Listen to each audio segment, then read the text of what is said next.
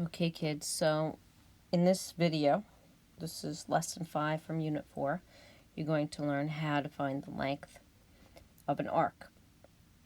Okay, what do I mean by that? So, you're going to learn how to find a length of something like this, okay, from A to B. Number 1, I'm going to make a tiny little triangle here, okay? I should do it in a different color. All right, imagine you could zoom in on that, right? So I have some function y equals f of x.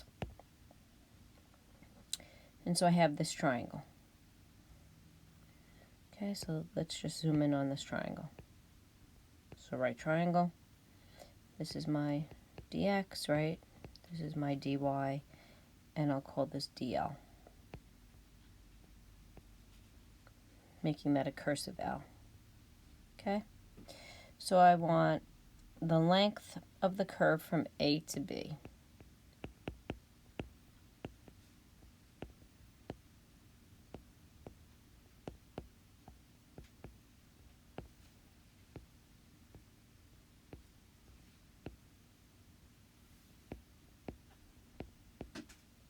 Okay, right. So if I do dl squared, right, I'm just doing the Pythagorean theorem, that would equal dx squared plus dy squared. Agreed? So therefore, dl would equal the square root of this.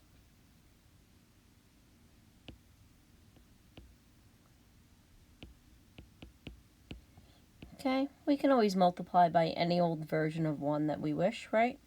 So I'm just going to multiply this by dx over dx, which is just a fancified version of 1. Okay, but here's the thing. I want to bring this denominator in to my integral. But I have a square root. So if I bring that into my integral, I'm going to have to square it to bring it in so that it's dx, right? So what do I get? I get dl. Okay, this stands for my arc length, equals the square root of dx squared over dx squared plus dy squared over dx squared times dx. All right, so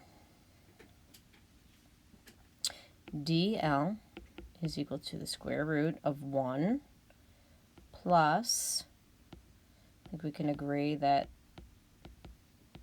that would be the same, right, times dx.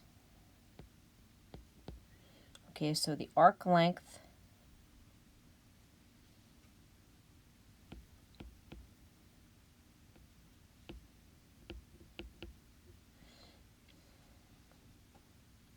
is just L equals, okay, the integral from A to B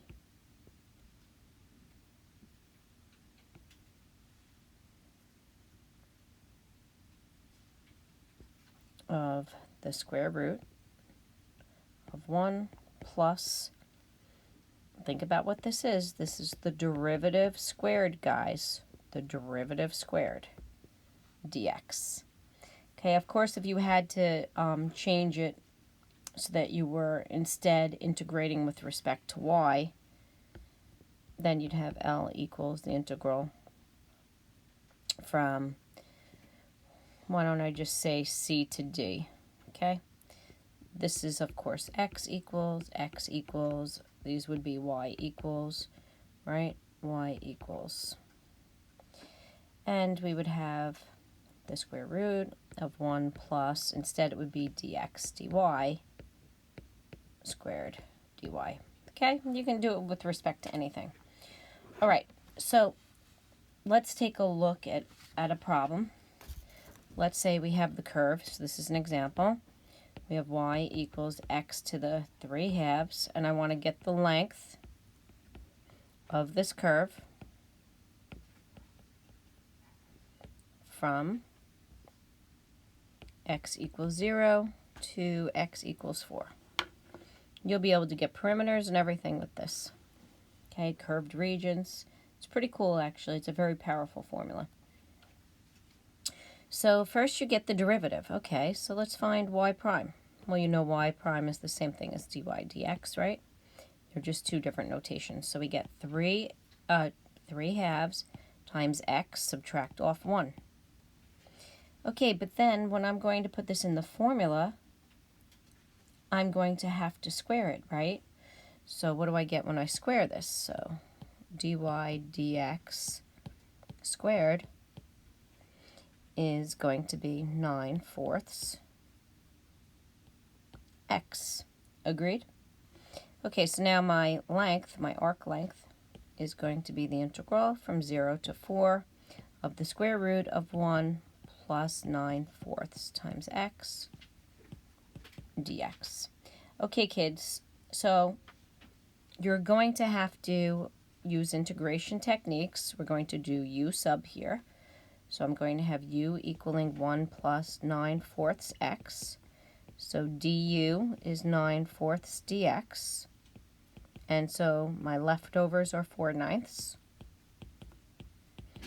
So my new integral, I could change my bounds of integration, right? We can make our pretty little chart. You know how we do that? So I had x equals 0, right? I had x equals 4. And so my new u would be 1 plus 9/4 times 0, which is 1. And then my new u when x is 4 would be 1 plus 9, or 10. So remember, you don't have to go back to the x with definite integrals. So I have u to the 1/2. This 4/9 is outside, du. So now when I integrate this, I have to bump it up. So I get u to the 3/2 times 2/3, but keep in mind I have that 4/9, right? I have my bar, 1 to 10. So that ends up being 8/27, which you can leave factored outside. 10 to the 3/2 minus 1 to the 3/2, which is just 1. Now you could just leave it in calculable form. That's perfectly fine. Okay, you could type that into a calculator to get an idea of what the length is. And I'm pretty sure it's something like 9.073. All right, you can try that out, guys. Okay, let's look at working backwards with arc length. So let's say that they tell me the length of some arc is the following. Right?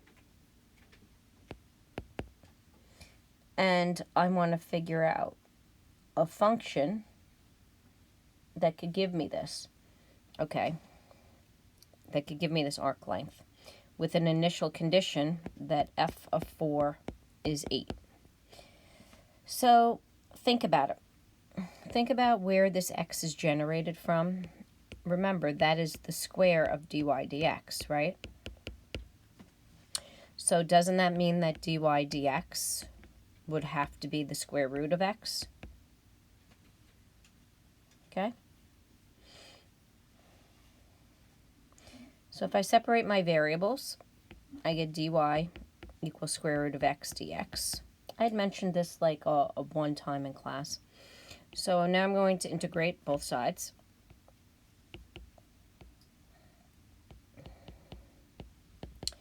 So I end up getting my y, right? This just comes out to be y equals x to the 3/2 times 2/3 plus c. And then I'm going to use this initial condition. So when I use this initial condition, I now have 8 is 2/3 times 4 to the 3/2 plus c. But 4 to the 3/2 is just the square root of 4, which is 2 cubed. 2 cubed is 8. So I have this 2/3 times 8 plus c. So I have 8 equals 16 thirds plus c. I'm going to make this 24 thirds. I'm going to subtract 16 thirds from both sides. So I end up getting 8 thirds. So therefore, the function whose arc length is this with this initial condition is just y equals 2 thirds. I'm going back to this line, kids, and I'm subbing in my value of c. 3 halves. Oh, sorry, that's really sloppy. Plus 8 thirds. Okay, hope this video helped you, and we will be continuing this in class. Thanks.